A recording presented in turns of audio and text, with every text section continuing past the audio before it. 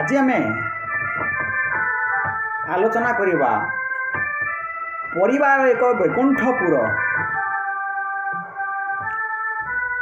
आम विश्वास करू वैकुंठपुर कहले जो स्थान रे विष्णु थांती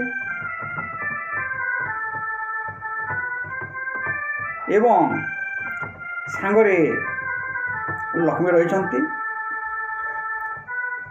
जो पुरे शांति विराजमान करुछि समस्ते निज निज काम कलिगोल नाई राग हिंसा ना ताकू कह जाए वैकुंठपुर। ठीक से भली किंतु आम से वैकुंठपुर तो देखी ना। वैकुंठपुर आम घरे अच्छी प्रत्येक परिवार मध्य एक वैकुंठपुर। बापा हेले विष्णु, माँ हेउछंती लक्ष्मी।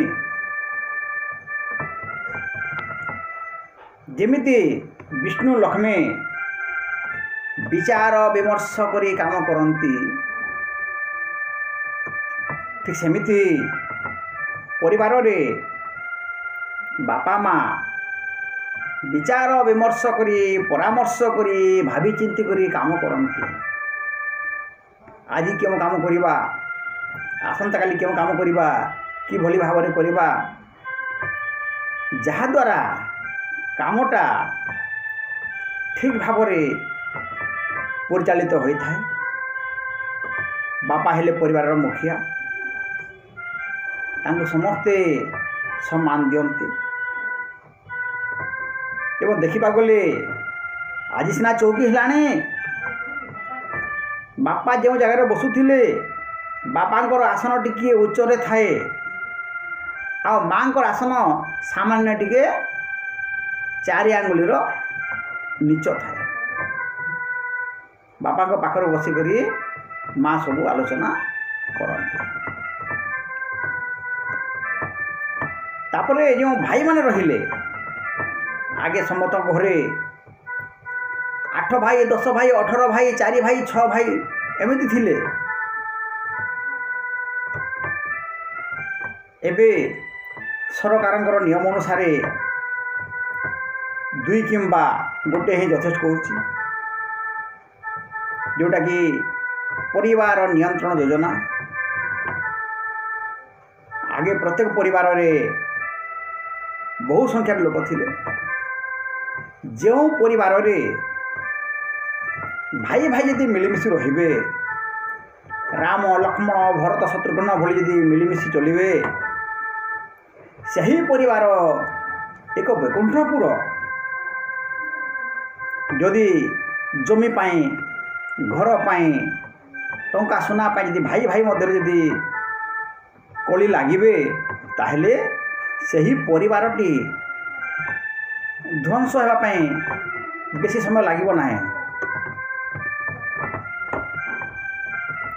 अति अल्प समय मध्य ध्वंस हो।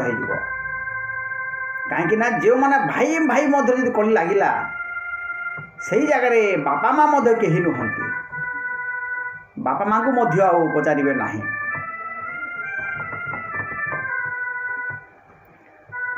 जो स्थान रे सासू जदि बहु को निजर झील भली यदि विचार कला नहीं, बहु बोली जदि खटेब, से ही परिवार मध्य शांति मिलिब नाही।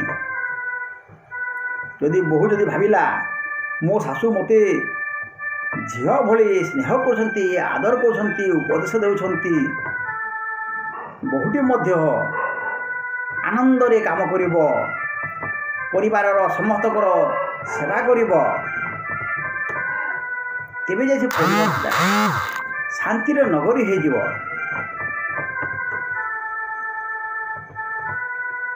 कर्म बंटन, कर्म को यदि बंटन कर दिया जिवो, घरर काम को आज क्यों काम करा जिवो, आसंता काली क्यों काम करिवो, कर्म बंटन कले कर्म मध्य ठीक समय सरे, ठीक भाव में सरी थाए। ପରିବାରର ଯେଉଁମାନେ ଅର୍ଥ ଆୟ କରନ୍ତି, ଯେଉଁ ଧନ ଆୟ କରନ୍ତି, ତାକୁ ଯଦି ନେଇକରି ଏକାଠି ରଖନ୍ତି ତାହେଲେ ଧନଟା ଗୋଟେ ଜାଗାରେ ରହିଲା, ଦରକାର ବେଳେ ତାକୁ ସେମାନେ ଉପଯୋଗ କରିବେ। ଏହାଦ୍ୱାରା ଘରର କାମ ଠିକ୍ ଭାବରେ ହୋଇପାରିବ, ଅସୁବିଧା ପୂରଣ ହୋଇପାରିବ। କେଉଁ ଭାଇ 100 ଟଙ୍କା ଆଣିଲା, କେଉଁ ଭାଇ 500 ଟଙ୍କା ଆଣିଲା, ତାକୁ ଯଦି ହିସାବ ଯଦି କରିବେ ତାହେଲେ ମନରେ ଈର୍ଷା ଭାବନା, ହିଂସା ଭାବନା ଜାଗ୍ରତ ହୁଏ। ଯଦି ସିଧାସଳଖ ଟଙ୍କା ପଇସା ଯଦି ଆଣିବେ, ବାପା ମାଆଙ୍କ ହାତରେ ଯଦି ଧରେଇ ଦେବେ, ବାପା ମା' ମଧ୍ୟ ଖୁସି ହୁଅନ୍ତି ଏବଂ ସେ ପଇସାକୁ ପରିବାରର ମଙ୍ଗଳ ନିମିତ୍ତ ଲଗେଇଥାନ୍ତି।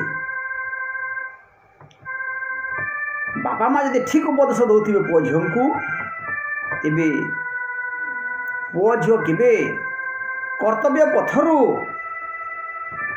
କଣ୍ଟକିତ ପଥକୁ ଆଉ ଯିବେ ନାହିଁ, ବାଟରୁ ଅବାଟକୁ ଯିବେ ନାହିଁ। ଆଦର୍ଶ ଚରିତ୍ର, ଆଦର୍ଶ ସଂସ୍କାର ପାଇବେ ସେମାନେ ଚେଷ୍ଟା କରିବେ ବାପାଙ୍କର ଉପଦେଶକୁ ପାଳନ କରି ଘରକୁ ବୈକୁଣ୍ଠପୁର କରିବେ। ବର୍ତ୍ତମାନ ପାଇଁ, ଆଗାମୀ ପିଢ଼ି ପାଇଁ ମଧ୍ୟ ଘରେ ଚାକର ଚାକରାଣୀ ଥାନ୍ତି, ଯେଉଁଟା ଚାକରରୁ ଚାକିରି, ଏଇଟା ବୋଧେ ସେବକ, ସେବା କରନ୍ତି ସେମାନେ। ଯେଉଁ ପରିବାରରେ ଚାକର ଚାକରାଣୀକୁ ଯଦି ମୂଳ ନିଆ, ଦରମା ନିଆ ସେବିକା ଭାବରେ ଦେଖିବେ, ସେବକ ଭାବରେ ଦେଖିବେ, ତାହେଲେ ସେଥିରେ ମଧ୍ୟ ଶାନ୍ତି ମିଳିବ ନାହିଁ। ଚାକର ଚାକରାଣୀଙ୍କୁ ମଧ୍ୟ ପରିବାରର ସଦସ୍ୟ ଭାବରେ ଦେଖିଲେ ସେଇ ଚାକର ଚାକରାଣୀ ଖୁସି ହୁଅନ୍ତି, ଭାବନ୍ତି ଯାହା ହଉ ଏଇ ଘର ହେଉଛି ଆମ ପାଇଁ ବୈକୁଣ୍ଠପୁର। ଘରର ସମସ୍ତେ ଯାହା ବାଣ୍ଟି ବୁଣ୍ଟି ଖାଆନ୍ତି, ଆମକୁ ମଧ୍ୟ ସେଥିରୁ ଭାଗ ଦିଅନ୍ତି। ଭୋଜି ଭାତିରେ ମଧ୍ୟ ଆମକୁ କେବେ ପର କରନ୍ତି ନାହିଁ, ନିଜର ବୋଲି ଦେଖନ୍ତି। ଏହି ପରିବାରର ଛୋଟମାନେ ଆମେ ଚାକର ଚାକରାଣୀ ହେଲେ ମଧ୍ୟ ବଡ଼ ବୋଲିକି ସମ୍ମାନ ଦିଅନ୍ତି। ଏହି ଜାଗାରେ ଚାକର ଚାକରାଣୀ ଗର୍ବ ଅନୁଭବ କରନ୍ତି ଯେ ଆମେ ଏହି ପରିବାରରେ ଅଛୁ, ଆମର ଦିନ ଏହି ପରିବାରରେ ବିତିବ। ସେମାନେ କେବେ ହେଲେ ମଧ୍ୟ ଆମକୁ ଚାକର ଭାବରେ ଦେଖନ୍ତି ନାହିଁ, ଚାକରାଣୀ ଭାବରେ ଦେଖନ୍ତି ନାହିଁ, ପରିବାରର ସଦସ୍ୟ ଭାବରେ ଦେଖନ୍ତି।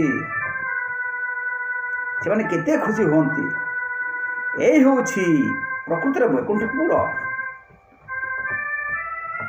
ଯେଉଁ ଜାଗାରେ ସୁଖ ଶାନ୍ତି ଥାଏ, ଆନନ୍ଦ ଥାଏ, ପରସ୍ପର ସହଯୋଗ ଥାଏ, ସେ ହେଉଛି ବୈକୁଣ୍ଠପୁର।